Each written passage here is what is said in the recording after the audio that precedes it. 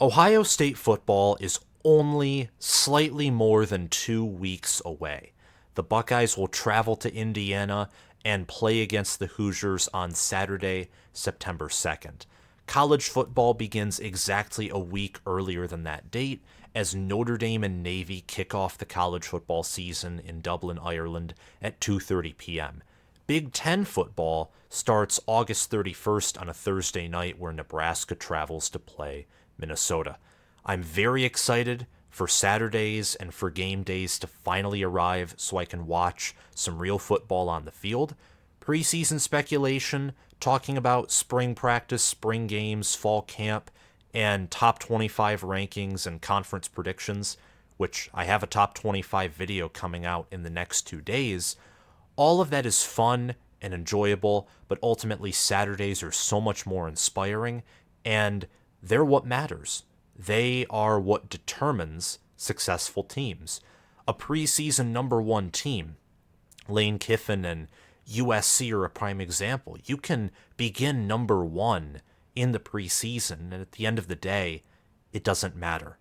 And your team could still be a failure. They could wildly underperform. And I feel like from fall camp, and this feels like I'm bouncing around different topics, but the USC and Lane Kiffin example, I promise in a few seconds it will make sense. From what I've gathered from the Buckeyes fall camp and talking to friends, reading the comments and reading some articles and listening to other channels, I think I have a great idea of others' perspectives regarding Ohio State and my own. And there's a large variety of views on Ohio State. If you're Michigan or you're Georgia, everyone views you, with rare exception, as unanimously top three teams. No one's questioning you.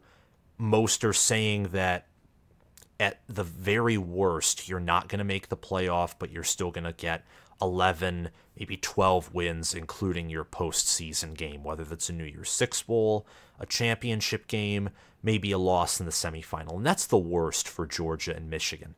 The best is 15-0, potentially being one of the better teams in the history of college football, given what Michigan returns and how great of a coach Kirby Smart is and how his program just reloads through recruiting. For Ohio State, it's a lot more complex than that this preseason. There are people like me who have Ohio State unanimously as a top three team with Michigan and Georgia because of their talent level and because of their returning production that is in between a team like Georgia's, who returns little production, and a team like Michigan's, who returns almost all of their 2022 production. Ohio State's around 50th in returning production from the 2022 to 2023 season.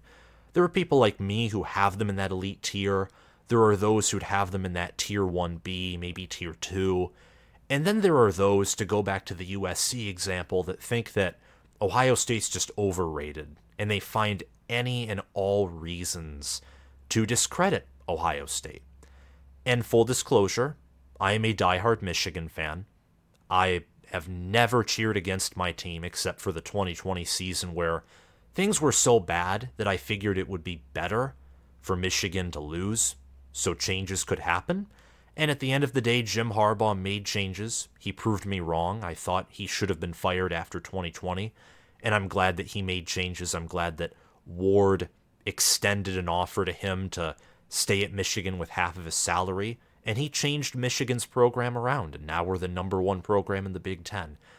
I'm a diehard Michigan fan, and I'm here to tell you that Ohio State is not overrated. In fact, they're overhated. Whether it's Crane and Company ranking them outside of the top 6 in their quote-unquote unbiased top 25, which an unbiased top 25, in my opinion, would have Ohio State easily inside of the top 6, more preferably inside of the top 4.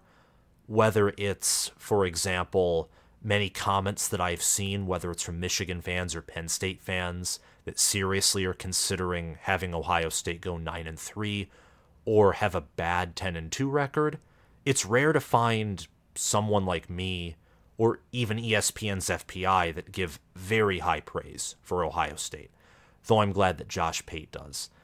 An example of this in Ohio State's fall camp is that the offense has been reported to struggle. Same with the offensive line. Now, the offensive line, we know, due to Greg Stradwara's recruiting, there will be issues there, especially with depth. He was not a good recruiter. He was not a great developer. It's why Ryan Day fired him and replaced him with Justin Fry. But I don't think Ohio State's struggles in fall camp or late last year are indicative to Ryan Day and Ohio State pulling a Lane Kiffin USC move and having a ton of different people saying "I told you so" as Ohio State goes 9-3 or 8-4, getting blown out by Wisconsin and Michigan and losing to Notre Dame and Penn State. I don't think that's going to happen. I really don't. Because the fall camp reports, spring practice, depth concerns, these are all speculative things. We'll learn more when September and October and November roll around. We'll know more from Saturdays. And given Ryan Day's history, he's 45-6. He has a handful of very impressive top 10 wins, a plethora of top 25 wins, undefeated versus Penn State, a phenomenon that even Urban Meyer couldn't achieve. And the only team he hasn't been able to figure out on the field or compete with for a full 4 quarters is Michigan. That's it. Every other team, even Georgia last year, Clemson in 2019, Oregon in 2021, the only other team outside of Michigan that Ryan Day hasn't competed with for a full 4 quarters is Alabama in 2020.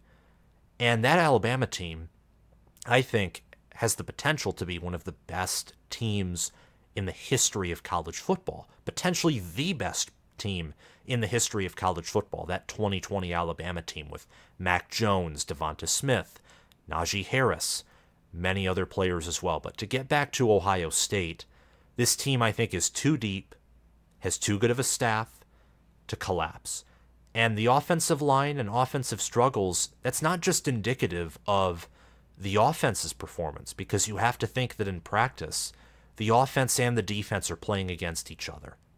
So while there are struggles and inconsistencies on the offensive side of the ball, I want you to pause and think that maybe it's not just because of depth issues or maybe a lack of development, though maybe some of those things are true, especially talent and depth on the offensive line. But think about the defense and the sheer amount of talent that defense has, and the fact that when it comes to front sevens that Ohio State's offense will face this season, Ohio State's, by high school recruiting rankings, will probably be the most talented they face all year, will be the one they face in practice, and on the field, developmentally, it'll probably be the third or second or maybe even best, but it will certainly be in the top 3. It'll be a top 3 defense by talent, by development, and by performance that they face. Michigan, they'll face. Penn State, they'll face. Wisconsin, I don't think has that talent defensively to be in the top 3, but Michigan, Penn State, and then Ohio State facing their own in practice, those will be the 3 best in any order. I happen to think it's Michigan 1, Ohio State 2, Penn State 3, but there's an argument for Penn State to be 1, Ohio State to be 1, and the rest of the spots to be filled out in any order that you think. So Ohio State's offense has a challenge, especially with Jim Knowles being in the second year of his scheme, and with players like G.T. Tuimoloau and Jack Sawyer returning, with Mike Hall, Ty Hamilton, Tyleik Williams, Tywone Malone being fully dedicated to football and making massive strides in fall camp according to coaches. The front 4 especially is going to be one of the best that Ohio State's offensive line faces all season in their own practice field. So a lot of these struggles you're going to see alleviated in the majority of Ohio State's football games when they don't face nearly as talented defensive lines. And I think that there's just, in my mind, from the perspective that I see, there are a lot of people who are spinning things from fall camp, from preseason reports, unnecessarily against Ohio State. Now, there is reason for criticism, just as there's reason for criticism for other programs, like for Michigan. It's not spinning things against Michigan to talk about their loss to TCU. But you have to put it in perspective. You can't say TCU blew out Michigan because that's factually incorrect. Michigan nearly came back and won. In the same way, we don't know if this is factually incorrect or correct, because Ohio State maybe could go 9-3, even though I think that's very unlikely. I think that it's more honest and truthful to say that there are some struggles and there are some questions for Ohio State, but come on. Giving, for example, Drew Aller miles more preseason praise and hype than Kyle McCord or Devin Brown, when the latter two have a more proven coach at developing quarterbacks and a better offensive system, is lunacy. That right there sums it up. And then a lot of people having Ohio State ranked unnecessarily low and ignoring the fact that Ryan Day, over the past 4 seasons, 13-1, 7-1, 11-2, 11-2, I think is how it went. He's 45 and 6. 45 and 6 in his career with Ohio State. That's also including, of course, the 3 wins that he achieved in the first 3 games of the 2018 season when Urban Meyer was suspended. I'm going to get into the offense and the defense more. I think the defense is making major strides, and I think that Ryan Day talking about the cornerbacks, for example, and also talking about Cody Simon and how Jim Knowles has talked about this defense too, and the sheer depth and talent that they return and the starters, I think that Jim Knowles' defense is making strides, and I think we're going to see almost instantly this unit take a huge step forward. And I think you're seeing that in fall camp, that the defense is just so much more easily able to challenge the offense.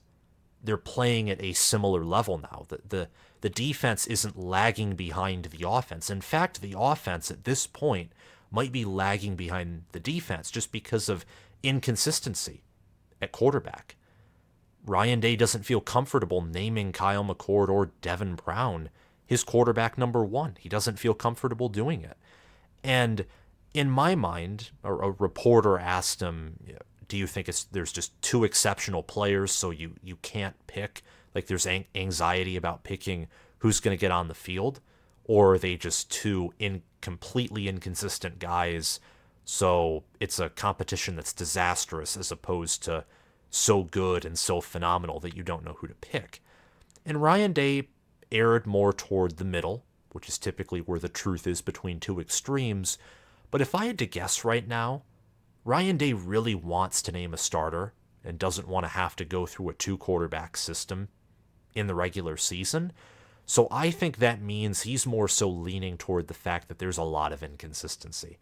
Now, Kyle McCord and Devin Brown, I think whoever starts and whoever takes those QB1 reps in practices and also in games, I think they will evolve to be the Big Ten's second best quarterback by the middle end of the year. Probably by a few games in, if I'm being honest. And I think with Ryan Day's coaching, with Brian Hartline, and let's be honest, likely Ryan Day collaborating with plays, and an offensive line that, even though has questions at pass pro, and on the exterior they're solid at center, elite at guard, and the best wide receiver core in the nation, and a great tight end in Cade Stover, whoever starts at quarterback is going to be fine. With how this competition is still stiff, no one's separated yet, of course that makes me think in my mind, what if Devin Brown emerges? Him being younger, still battling for the spot. McCord, while no one should be frustrated with him, and Ryan Day certainly isn't frustrated with him, there is this sense that it's your 3rd year with the program. Devin Brown is more athletic. He can more easily scramble, which, with a potentially questionable pass protection, scrambling and having that dual threat or more athletic capability might really benefit Ohio State here. So that's an interesting area to look out for. I was heavily leaning toward McCord starting for Ohio State for most of this preseason. I'm still leaning toward Kyle McCord ultimately starting. He has a few hundred passing yards under his belt. He's played in multiple games over the past 2 seasons, even starting against Akron in 2021, and he had an 80 quarterback efficiency ranking or higher last season in limited action. I'm still leaning toward him starting, but Devin Brown is beginning to creep up on me a bit, especially with that athleticism and with some of the questions on the offensive line. But staying with skill positions, Ryan Day also had high praise for Travion Henderson, and he says that Henderson has had a great preseason. Henderson is working with special teams, and he's having a big, I'd say, bounce back preseason. And also the way that Ryan Day talked about him was in a sense that Travion Henderson is expected to be at worst running back 1B or at best running back number 1. He is going to be deeply involved with the offense this season, much more than last year, of course, because he's healthier. Last year he played the entire year injured. In 2022 he had 107 carries for 571 yards and 6 rushing touchdowns, averaging 5.3 yards per carry. In 2021 he had 183 carries for 1,248 yards, 15 rushing touchdowns, and he averaged 6.8 yards per carry. In 2021 also, he had 312 receiving yards and 4 receiving touchdowns, averaging 11.6 yards per reception. So he's a weapon, especially in space. If he and a defender, if there's a certain distance between them, you've just given up 6 points to Travion Henderson. Congratulations. Very fast player, knowledgeable. He's healthier now.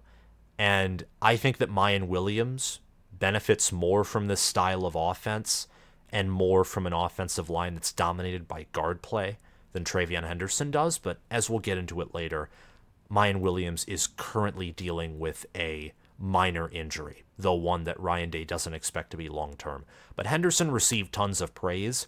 I think he's going to be a great running back for Ohio State and for the Big Ten this year. Definitely on my all Big Ten team and not honorable mention. He's higher than that. When talking about the offensive line, there's a player that stands out to me. It's Josh Simmons. We already know that Donovan Jackson and Matthew Jones are elite guards. We know that Carson Hinsman, and even though Jacob James has been competing with him at times, we know that Carson Hinsman's going to be the likely starter, and he has a bright future ahead of him. Josh Simmons was brought in from San Diego State to compete with Josh Fryar for that left tackle spot, and also on the other side, formerly, Tegra Tishabaloa, a redshirt freshman. It was those three who were competing for the 2 spots in Ohio State's tackle room. Well, Luke Montgomery continues to be talked about. Ryan Day mentioned him along with Josh Simmons, Tegra Tishabaloa, and Josh Fryar. It sounds like Simmons is taking first-team reps at left tackle, and Fryar will be moved to right tackle, but as Day said, Josh Simmons hasn't won the starting job yet. But Luke Montgomery is another player to look out for. I seriously think he could get some starting time as a freshman. Day and the staff keep mentioning him, and that's a really good sign. Overall, the offensive line, I think there's a better feeling around the O-line. I think that the way that Luke Montgomery has performed gives them serious options. Simmons working up from the 3s to the 2s and the 1s helps, and Fryar was recruited highly out of high school. Same with Tishabaloa. So there is talent there. I think this room will get better as the season progresses. I still think it's a weak point of the team, but I think any serious concerns acting like this tackle room is going to be horrible is more humor than anything serious at this point. Ohio State will not have a terrible tackle room. They won't have a terrible pass protection. They might have an above average or good pass protection, which would suffer against a talented defensive end and edge room like Penn State's or Michigan's, or potentially Notre Dame's or even Wisconsin's. But overall, this tackle room, this pass rush, and with a great interior offensive line, the Buckeyes should still have one of the better offensive lines in the nation. Day also mentioned that on special teams, the Buckeyes have 2 capable kickers who could start this season. This is good news, as Noah Ruggles was huge for the program last season, and he's gone after 2021 and 2022. Casey Magyar, Parker Lewis, and Jaden Fielding are the 3 kickers listed according to ourlads.com. I remember a comment telling me about how Parker Lewis has a very strong leg, and I sadly forget the commenter's name on my channel, but he constantly talks about Parker Fleming and how the special teams unit has been very subpar under Ryan Day, which it has. If Parker Fleming doesn't have a great special teams unit this year, with Igbuka, Xavier Johnson, and Jesse Mirko returning, all those players were key contributors on special teams, and with Parker Lewis, who's hit field goals of over 50 yards when he was at USC, if Fleming doesn't have a great special teams unit this year, someone has to seriously consider either hiring him away, or Ryan Day has to consider moving on from him at this point, because special teams is important. It was a part of the reason why Ohio State didn't do so well against Michigan or Georgia in those 2 losses. But overall, it seems like special teams is on an upbeat right now, and at cornerback, there's more competition than there has been in several seasons, according to Ryan Day. I look for Denzel Burke to have a really good year. Obviously, Jordan Hancock is competing for the other cornerback position, as well as Lorenzo Styles. I heard that Davison Igbinosun was moved to noseback and or safety, but Igbinosun could also play corner there too. And Jair Brown, a true sophomore, he should also be competing for that other spot opposite of the redshirt freshman, Denzel Burke. Moving on, I want to talk about the defensive improvement. This team defensively, I think, is destined to be elite. They'll be elite at defensive tackle, defensive end, and linebacker, more specifically. On secondary will be a step down from the front 6, but overall, with players like Davison Igbinosun, Lathan Ransom, Jahad Carter, Cameron Martinez, and then Jordan Hancock and Denzel Burke at corner, I have faith in the secondary, especially at safety and noseback, which is more of a safety position under Jim Knowles' defense compared to Jesse Minters at Michigan. He runs a 4-2-5 as well, but the noseback position is closer to a corner than a safety. So not all 4-3s or 4-2-5s or offenses or defenses that use similar techniques or schemes are equal, or created for the same purpose. There are different purposes for all of those different adjustments. Jim Knowles' defense loves to be aggressive, and we saw that last year, often in the worst moments of this defense. When they were aggressive, whether it was Penn State, whether it was Michigan, whether it was Georgia, constantly exposing blitzes through big plays. I mean, Parker Washington, for example, breaking that tackle on the safety, eerily similar to Michigan's Cornelius Johnson doing the same thing on Michigan's first long touchdown. Again, Lathan Ransom falling down against, I think it was Arian Smith, on Georgia's long touchdown reception that helped them get back into the game. I think Lathan Ransom's going to be one of the best safeties in the nation, by the way.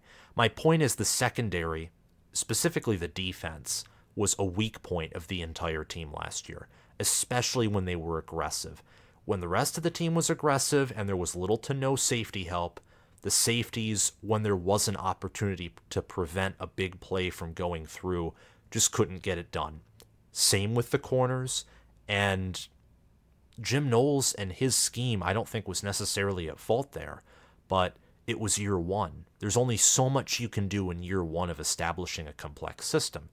I have this defense pegged as the number 3 defense in the country, and in my Big Ten power rankings, national power rankings, and in my top 25 video that I'll release in 2 days, make sure to subscribe and hit the notification bell so you can get notified when that video drops. I will show rankings for offenses and defenses for all of my top 25 teams, and Ohio State will be up there. Not just offensively, which is no duh at this point. Ohio State's had the number 1 offense for 2 years in a row, and I made a video saying that I think that'll be the case again, but I think they'll also have a top 4 defense nationally. This team has the potential, because of the improvements that I think are happening on defense, to be one of the best Buckeye teams this millennium. And seeing that Ohio State's won 2 national titles this decade, not decade, but millennium, pardon me, that's a high honor. And I think that Burke takes a big step forward, as I've said before. Denzel Burke had over 10 pass breakups in 2021. JT Tuimoloau had a handful of sacks this past season, and he had a pick six, multiple forced fumbles, multiple interceptions, most of them in the Penn State game. Big impact player, but again, much like with the quarterback position for Ohio State, it's consistency. Can JTT be consistent this year? If he can, he will be an All-American.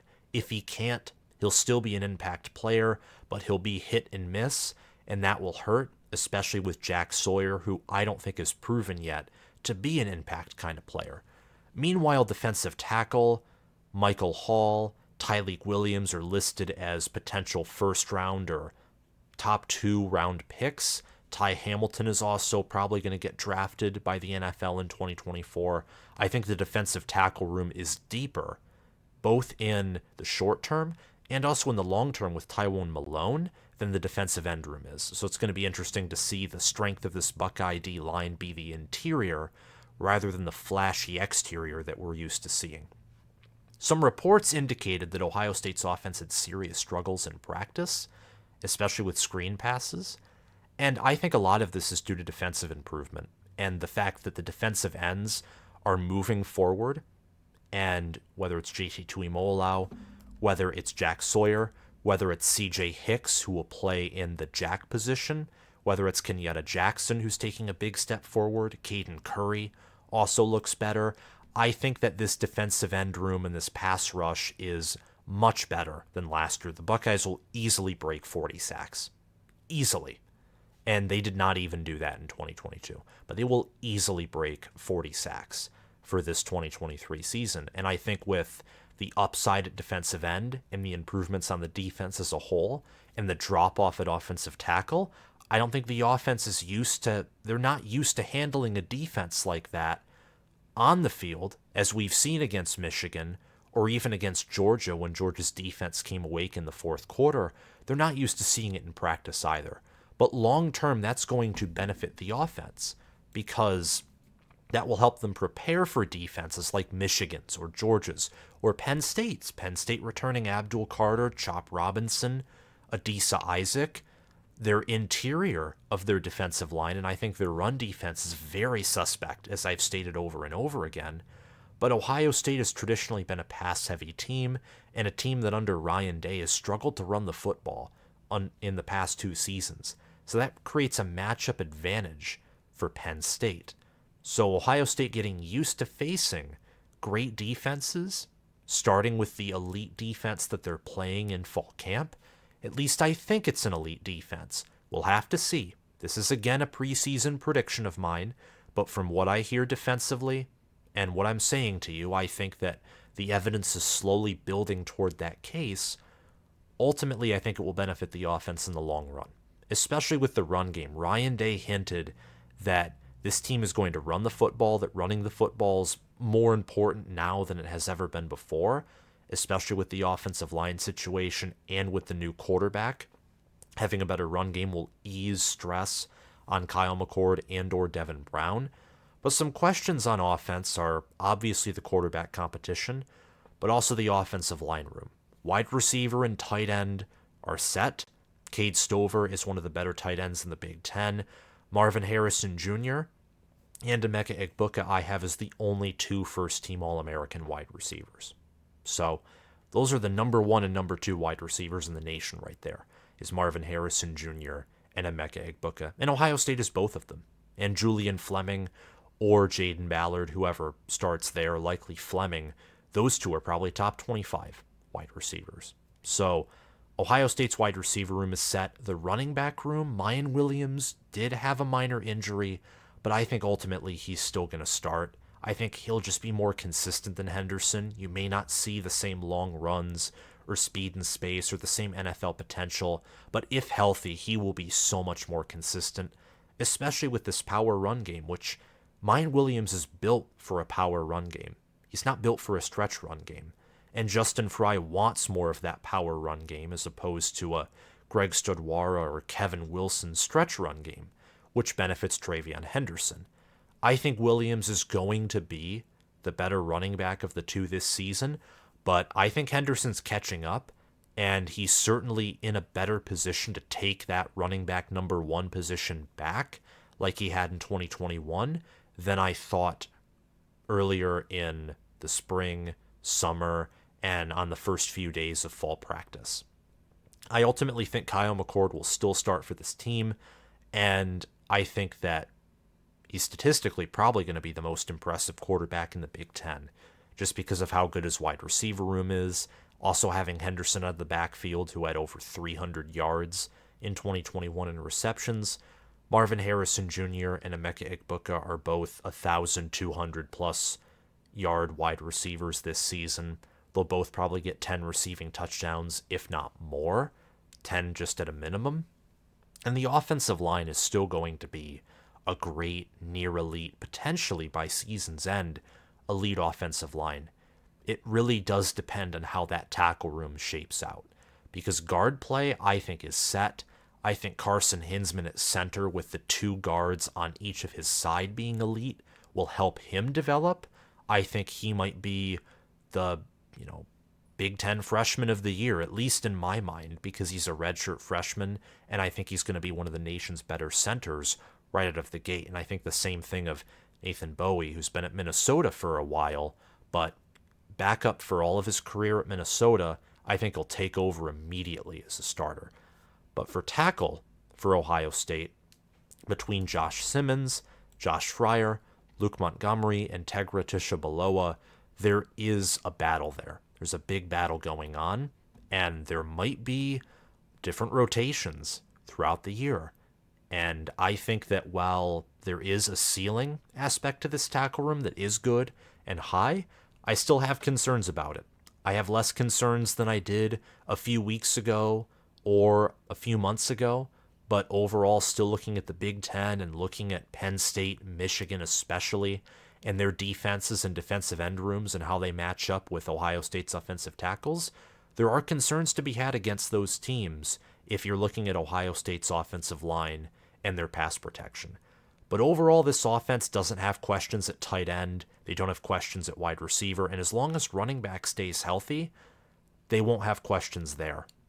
And nonetheless, Chip Trayanum, Dallin Hayden, but especially Trayanum have received praise. So if one of Williams or Henderson goes down for the entire season, there are quality running backs who will just plug and play, in my opinion. So that's all I have to say regarding Ohio State's fall camp and some of my opinions on the different perspectives about Ohio State entering the 2023 season. This team is a top 3 team, a top 4 team. I do think they're more likely than not going to reach the college football playoff yet again this season. And under Ryan Day, it will be an every year event that Ohio State will reach the college football playoff. The way that they're recruiting and developing, it's too good of a job to not be given praise. Now, they have to go out and beat Michigan. They have to go out and win the Big Ten. Those are their goals, and at some point they're going to have to achieve them, because in the same way that it was unacceptable for Jim Harbaugh to never beat Ohio State and never win the Big Ten, it will eventually be totally unacceptable for Ryan Day to lose to Michigan more years than not, or to lose to Michigan every year since 2020, and also not win the Big Ten every year since 2020. But I'm confident, whether this year or, in my opinion, probably 2024, as I think the Wolverines are too good, too elite, too experienced, and they have home field advantage, Ohio State in the future will get back to being on top of the Big Ten. And it will be an intense battle with Michigan.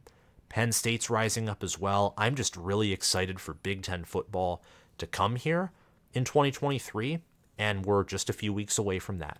Make sure to subscribe if you haven't already. Also, hit the notification bell, like this video, and comment your thoughts down below. Have a great day, guys. Bye-bye.